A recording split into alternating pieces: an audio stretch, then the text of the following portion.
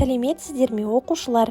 Бүгін біз 5 сынып оқушыларына қазақ тілі пәні бойынша 10-шы тақырыпты өтетін боламыз. Оқушылар, ең алдымен менің YouTube каналыма тіркеліп, лайк басып, пікір жазуды ұмытпаңыз. Келесі сабақты жіберіп алмаңыз.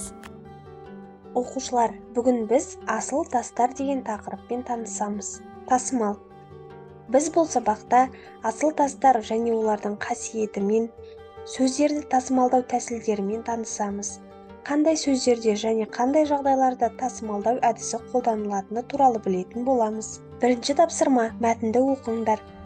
Асыл тас тұрмыстық заттар, зергерлік, қолөнер бұйымдарын әшекейлеу үшін қолданылатын табиғи тастар. Асыл тастарды сәулені шағылыстыру қасиетімен, қырларының ерекшелігіне орай зергерлік бұйымдарға көз ретінде салынған. Оларды әуелі ұсақ ара, егеу, өткір, кескіш құралдарды пайдаланып кесіп алады. Содан кейін тегістеп, тесіп, жылдыратып, қырлап, ұяшықтарға орнатқан. Түрлі желіммен бекітіп, тістерімен құрсаулаған. Тастардың көз деп аталуы тегін емес, өйткені әшекейге салынған әрбір тас бәрін көріп тұратын сиқырлы күш деп саналған. Қазақтар інжу көзге түскен ақты, жақұт, жемсауды емдейді десе, маржан тіл көзден сақтайды, сәдеп қарғыстан қорғайды деп сенген. Асыл тастардың түсі адамның жас ерекшеліктеріне қарай таңдап алынған. Мысалы, жас қыздардың бұйымын қызыл тастармен әшекейлеген. Дәстүрлі қазақ тұрмысындағы тастарға деген оң көзқарас бүгінге дейін сақталған. Түсіндірме сөздік. Тіл көз тию. Таңданып, мақтап сөйлеген сөзден ауруға, жайсыз жағдайға ұшырау. Сәдеп, теңіз түбінен алынатын асыл тастың қабыршығы. Жақұт, көк, жасыл, қызғылт түсті бағалы тас. Тапсырма, мәтін мазмұнына ең жақын келетін жауапты табыңдар, жауаптарды дәлелдеңдер. Мәтін асыл тастардың түрлері мен қасиеттері туралы. Түрлі бұйымдарға, тұрмыстық заттарға өңделіп салынатын асыл тас көз деп аталады. Мәтінде асыл тастардың емдік қасиеттері туралы айтылған. Қазақтар маржан тас тіл көзден сақтайды деп сенген. Тапсырма, төмендегі суреттерді реті бойынша жоспар құрап, шағын мәтін құрастырыңдар. Жоспар, кіріспе бөлім, асыл тастар, негізгі бөлім, зергер еңбегі, зергерлік бұйымдар, қорытынды бөлім, дәстүрлі қазақ тұрмысындағы тастарға деген көзқарас. Дәстүрлі қолөнерде асыл және жартылай асыл тастардың төмендегідей түрлері қолданылады.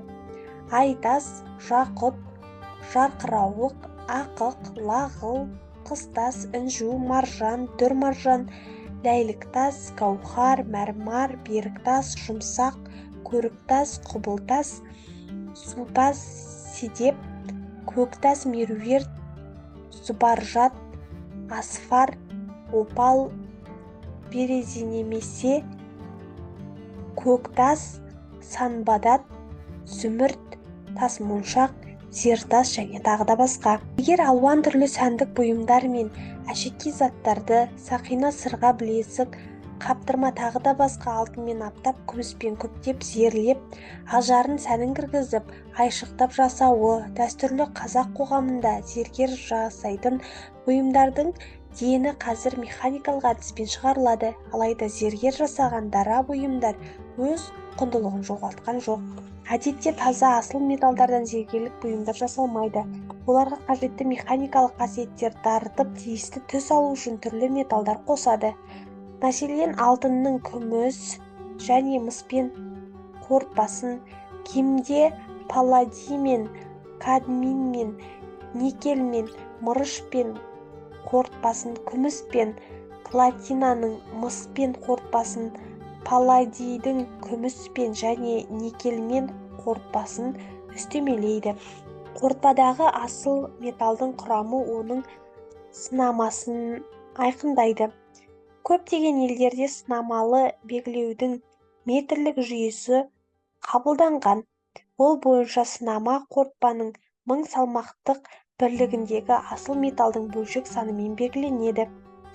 Әшекей бұйымдарға көз көбіне тіл көзден сақтау мақсатында қондырылған. Дәстүрлі қазақ тұрмысында тастарға деген оң көзқарас бүгінге дейін сақталып отыр және қазіргі замандағы зергерлер арасында да тастар кеңінен қолданылады. Тасымал сөздің жолға сыймаған бір немесе бірнеше буынын келесі жолға бөліп жазу тасымал деп аталады. Мысалы, қара-торғай, қара-торғай, қара-торғай. Бір буынды сөздерді тасымалдауға болмайды. Ел, жер, жұрт. Жалғыз әріпті бірінші жолға қалдыруға не екінші жолға шығаруға болмайды. Ұлы, ана, әке. Сан есіммен келетін қысқарған шартты белгілерді цифрмен бөліп тасымалдауға болмайды. 5 грамм, 5 килограмм, 5 сантиметр деген сияқты. Кісі аттары мен қысқарған сөздер тасымалданбайды. Құдай берген, біріккен ұлттар ұйымы, қазу деген сияқты.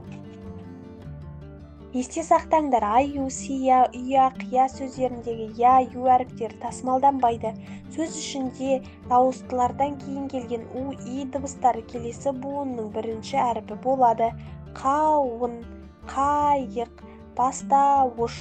Екінші тапсырма мәтінді оқыңдар. Бұрын адамдар інжу тасты теңіздің түбінен іздеген. 19 ғасырдың аяғында жапон ғалымы Какети Никемото інжу тасты үйде өсіру технологиясын ойлап тапты. Ол да ұлудың көмегімен жүзеге асады. Бақалшақты ортасынан ашып тұрып ішіне моншақ салады. Сосын бақалшақты ұлудың өмір сүруін қамтамасыз ететін арнайы су қоймасына тастайды.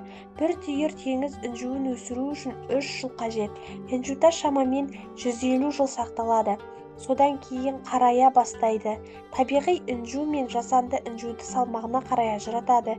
Табиғи інжу ауырлау болып келеді және отқа жанбайды. Мәтіннен бір сөйлемді таңдап алыңдар. Сөйлемдегі сөздерді алдымен буынға бөліңдер, содан кейін тасымалдап көріңдер. Бірден тасымалдадық. Бұрын, адамдар, інжу, тасты теңіздің түбінен іздеген. Тапсырма бірінші бағандағы мақал-мәтелдердің жалғасын екінші бағаннан табыңдар. Мағынасын түсіндіріңдер. Арпа бидай ас екен, алтын күміс тас екен. Өнерлінің қол алтын, өлеңшінің сөз алтын. Асыл тастан шығады, ақыл жастан шығады. Жігіт адамға жету өнерде аз. Бірінші тапсырма кестені үлгі бойынша толықтырыңдар. Аз, ол бір буынды сөздер тасымалданбайды. Аға, ата, жалғыз әріпті бірінші жолға қалдыруға не екінші жолға шығаруға болмайды. Қадыров, Қожа, Майқанова, Майра, кісі аттары тасымалданбайды. Қыры, обыты, тымыды, қысқарған сөздер тасымалданбайды. Жауын, қайық, берілген сөздер тасымалданады. 5-ші тапсырма берілген сөздерді тасымалдаңдар. Абайла, ұстаз, ал, дайындық, тырс, жуын, сауат, қауырт, сарт-сұрт, қиын, Мұхтар Әуезов, Бауыржан Момышұлы. 6-ші тапсырма қате тасымалданып тұрған сөздерді табыңдар. Талғамдарға,